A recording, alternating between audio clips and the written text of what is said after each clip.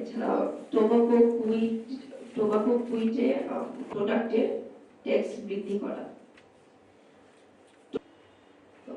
আমরা যদি আমাদের প্রজেক্টের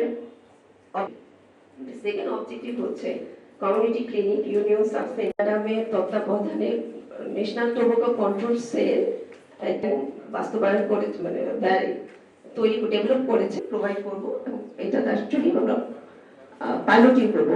সেখানে হেলথ কেয়ার প্রোভাইডার আছে, তাদের নিড অ্যাসেসমেন্ট, তাদের এটা আমাদের একটা অ্যাক্টিভিটি হচ্ছে ফর্মেটিভ রিসার্চ করা, ডাটা ইনফরমেশন নেওয়া। একটা ডিস্ট্রিক্টে যেমন 10টা ডিস্ট্রিক্ট আছে এবং সেই 10টা ডিস্ট্রিক্ট এখন আমরা আসলে কাদেরকে দিব এখানে? Family planning officer, medical officer, নার্সদের।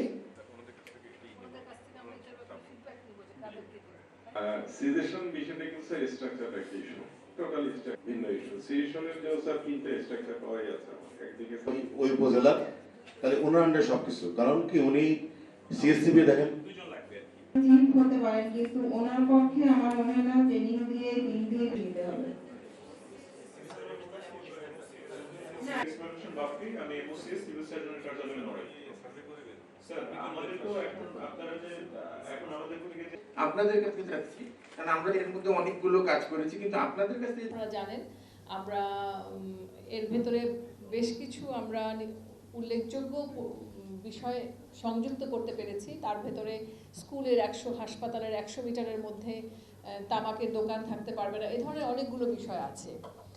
এর বাইরে আমি মনে করি যে আমরা আসলে এখন সিজেশন নিয়ে কথা বলছি, অর্থাৎ এই আলোচনাটা কিন্তু চমৎকার হয়েছে। আমরা কিন্তু মোটামুটি সবার মতামত নিয়ে ফেলেছি, কিন্তু ইম্পর্টেন্ট একটা বিষয় হলো তামাকের ব্যাপারে এই যে সরকার বর্তমানে ক্ষমতায় এসেছে, এই সরকারের একটি রাজনৈতিক অঙ্গীকার কিন্তু তামাক নিয়ন্ত্রণ এবং অসংক্রামক ব্যাধি নিয়ন্ত্রণ। আপনারা যদি বিএনপির ইশতেহারে দেখে থাকেন তাহলে বিএনপির ইশতেহারে কিন্তু এটা স্পষ্টভাবে